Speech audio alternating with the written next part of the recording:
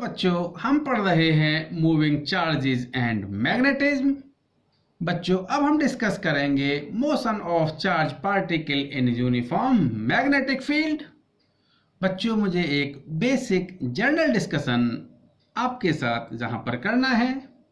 बच्चों कंसीडर किया कि ये कोई बॉडी है और ये स्ट्रेट लाइन में मूव कर रही है और बच्चों बॉडी जैसे ही इस पॉइंट पर पहुंचती है तो बच्चों इस बॉडी की वेलोसिटी के परपेंडिकुलर एक फोर्स F लगता है।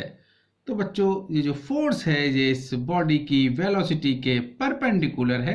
तो बच्चों इस बॉडी की स्पीड तो चेंज होगी नहीं, लेकिन बच्चों ये बॉडी अपने पाथ से डेविएट होगी और बच्चों ये बॉडी डेविएट होके स्ट्रेट लाइन में मूव करते हुए कंसीडर किया कि इस पॉइंट पर पहुंचती है।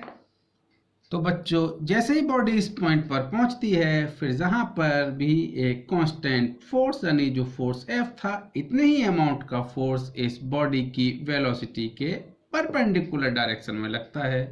तो बच्चों फिर बॉडी की डायरेक्शन चेंज होती है यानी बॉडी अपने पाथ से डेविएट होती है और बच्चों जैसे ही बॉडी इस पॉइंट पर पहुंचती है फिर इसके ऊपर एक फोर्स यानी वेलोसिटी के परपेंडिकुलर सेम अमाउंट का फोर्स लगता है। तो बच्चों बॉडी अपने पाथ से फिर डेविएट होती है और कंसीडर किया कि बॉडी इस पॉइंट पर पहुंचती है और बच्चों फिर इसके ऊपर फोर्स लगता है और ये बच्चों सेम अमाउंट का फोर्स लगता है।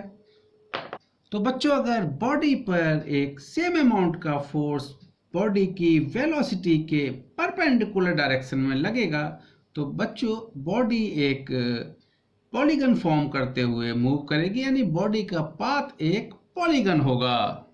अगर बच्चों जो बॉडी पर जो फोर्स लग रहा है इस फोर्स के लगने का टाइम इंटरवल अगर कम हो तो बच्चों ये जो पॉलीगन की साइड है इसकी लेंथ कम होगी और इसका इफेक्ट ये होगा बच्चों इस पॉलीगन में नंबर ऑफ साइड्स इंक्रीज होंगी। यानी बच्चों ये जो फोर्स इस बॉडी पर कांस्टेंट इंटरवल बार लग रहा था वेलोसिटी के परपेंडिकुलर, बच्चों टाइम इंटरवल अगर कम हो जाए तो ये जो पॉलीगन की साइड है इसकी लेंथ कम हो जाएगी और अगर पॉलीगन की साइड की लेंथ यहाँ पर कम हो रही है तो बच्चों इस पॉलीगन में नंबर ऑफ साइड्स इंक्रीज होंगी। बच्चों अगर वेलोसिटी के परपेंडिकुलर लगने वाले फोर्स का टाइम इंटरवल कम हो रहा है तो हम देखेंगे कि ये जो पॉलीगन है इसमें नंबर ऑफ साइड्स इंक्रीज होती चली जाएंगी और बच्चों अगर टाइम इंटरवल जो है फोर्स के बीच का जो कि वेलोसिटी के परपेंडिकुलर है ये बच्चों अगर जीरो हो जाए तो बच्चों इस पॉलीगन की साइड्स जो हैं वो infinity numbers of infinity side होंगी यानी इस पॉलीगन की साइड इन्फिनिटी होंगी।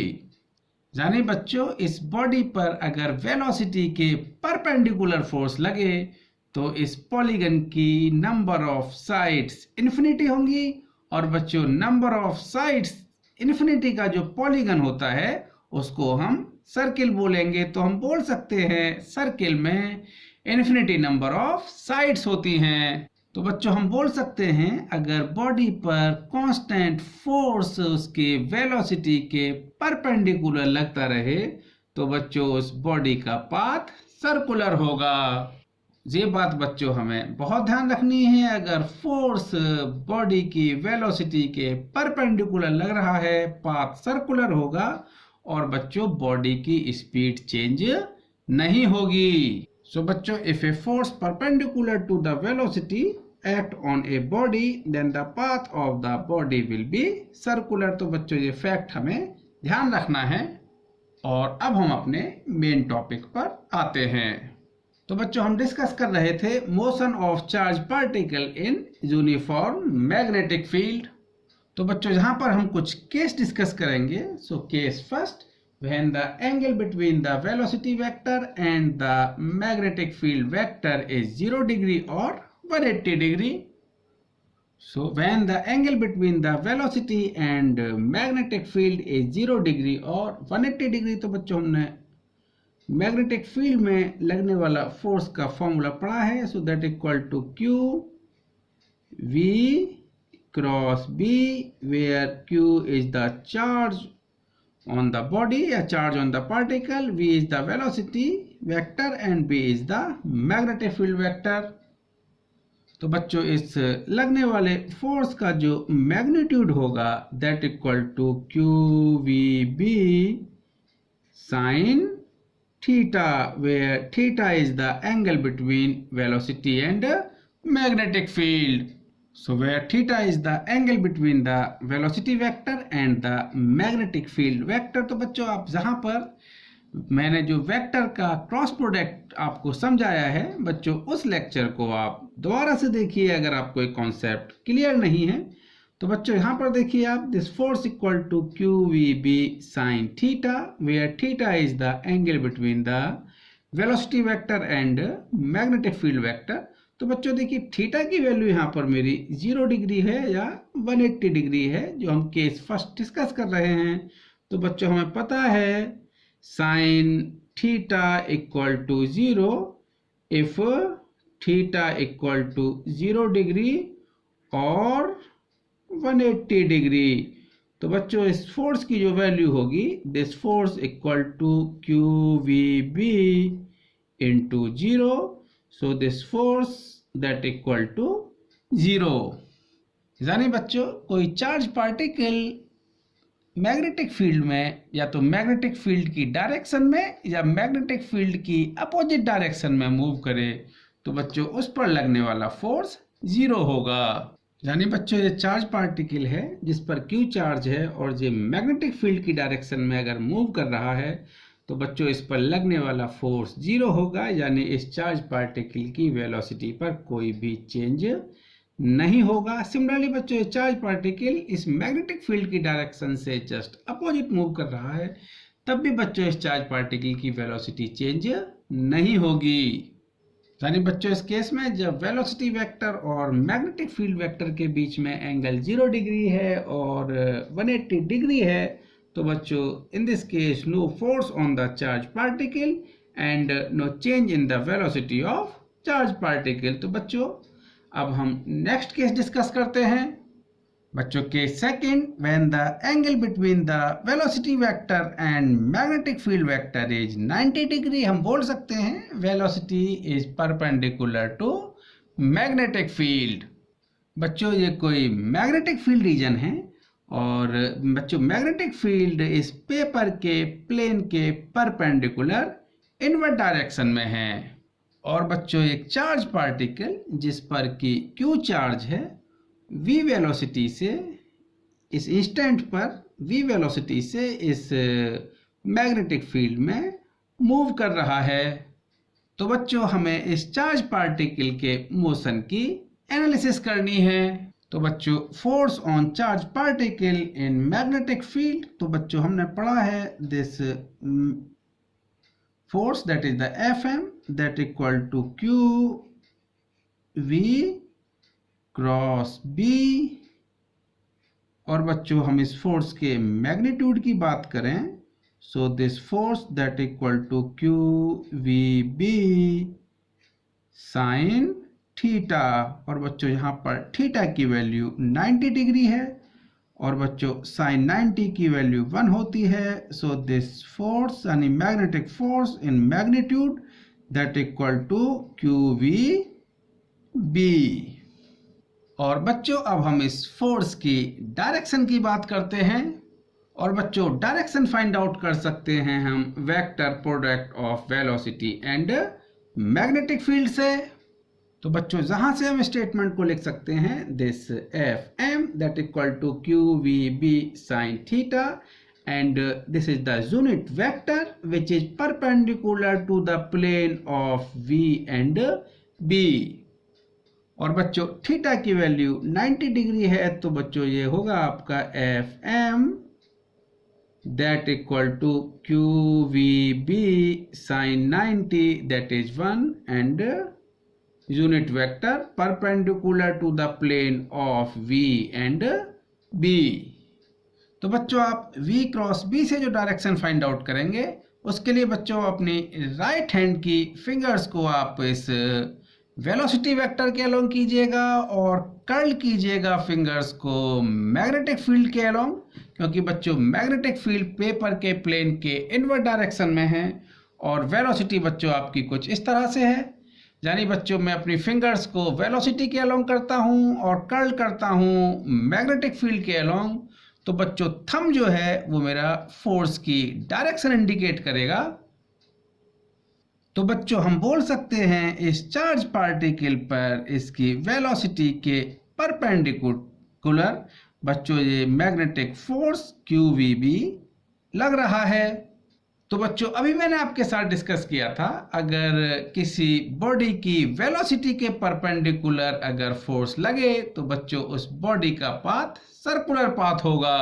तो बच्चों इसका मतलब ये है कि ये चार्ज पार्टिकल इस मैग्नेटिक फील्ड में एक सर्कुलर पाथ में मूव करेगा। तो बच्चों path of the charge particle will be circular.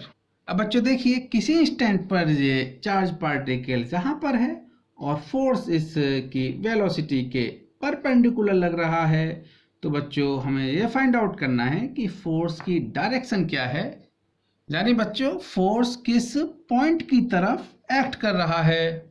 तो बच्चों देखिए इस पॉइंट पर ये जो वेलोसिटी की डायरेक्शन है बच्चों टेंजेंशियल है, यानी इस सर्किल के टेंजेंट की तरफ है, यानी इस पॉइंट पर जो टेंजेंट है उसी डायरेक्शन में आपकी वेलोसिटी है और बच्चों फोर्स इस टेंजेंट के परपेंडिकुलर है। तो हम बोल सकते हैं बच्चों ये फोर्स की डायरेक्शन इस सर्कुलर पाथ के सेंटर की तरफ है।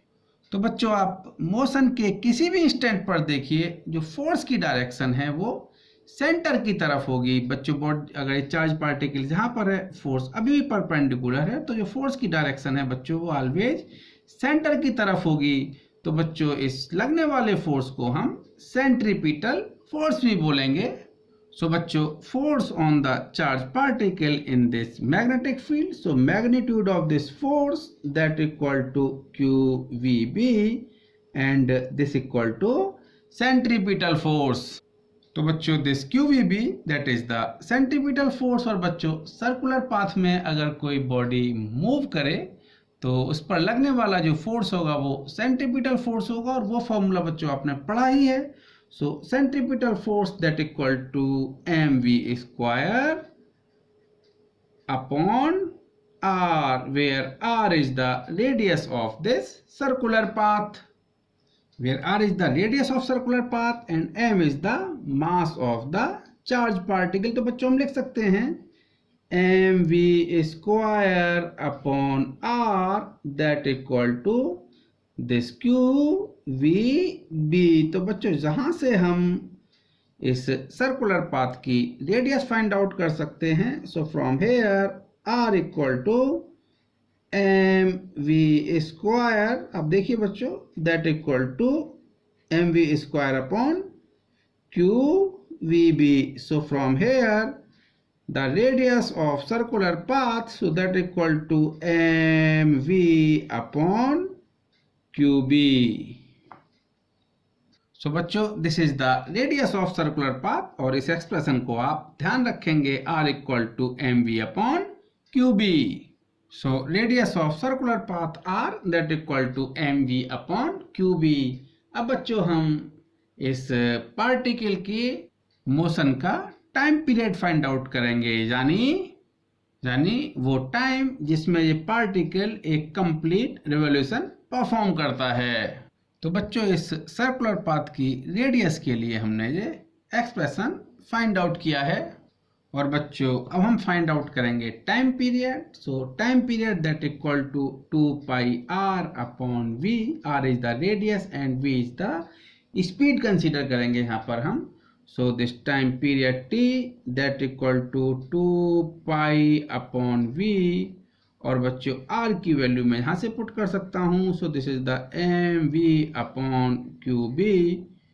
सो from here this time period t that equal to 2 pi m upon QB। तो बच्चों ध्यान से देखिए, तो बच्चों इस टाइम पीरियड में आपका m है, q है, p है, और ये 2 पाई तो कांस्टेंट है ही। तो बच्चों टाइम पीरियड में आपका वेलोसिटी का कोई भी टर्म नहीं है, तो हम बोल सकते हैं time period is independent of the velocity of charge particle. So time period is independent of velocity of charge particle. बच्चों अब हम फ्रीक्वेंसी फाइंड आउट कर सकते हैं इस चार्ज पार्टिकल की इस मैग्नेटिक फील्ड में। तो बच्चों फ्रीक्वेंसी को लिख सकते हैं हम f that equal to 1 upon t। so from here this f equal to 1 upon t, so this equal to 1 upon 2 pi m upon qb। so from here this frequency equal to qb upon 2 pi m।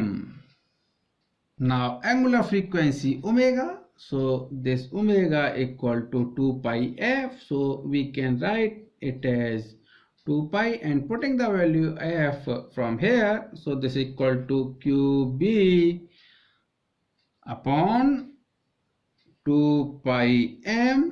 so from here this angular frequency omega equal to qb upon m।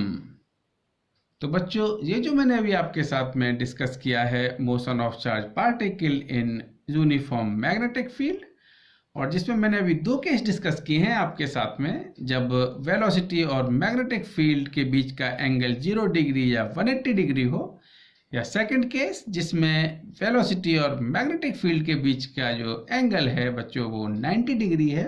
तो बच्चों दोनों ही case आपके examination point of view से बहुत important हैं। और बच्चों अभी एक केस में और डिस्कस करूंगा, when the angle between the velocity vector and magnetic field vector is theta and theta is other than 0 degree and 90 degree. तो बच्चों मैं समझता हूं ये आपको अभी क्लियर होगा, और बच्चों इसको आप ध्यान से पढ़िए, एग्जामिनेशन पॉइंट ऑफ व्यू से बहुत बहुत इंपॉर्टेंट है। तो ओके बच्चों, नेक्स्ट वीडियो में अब हम डिस्कस करेंगे motion of charge particle when the angle between the velocity and magnetic field vector is theta and theta is other than 0 degree and 90 degree. Okay बच्चों।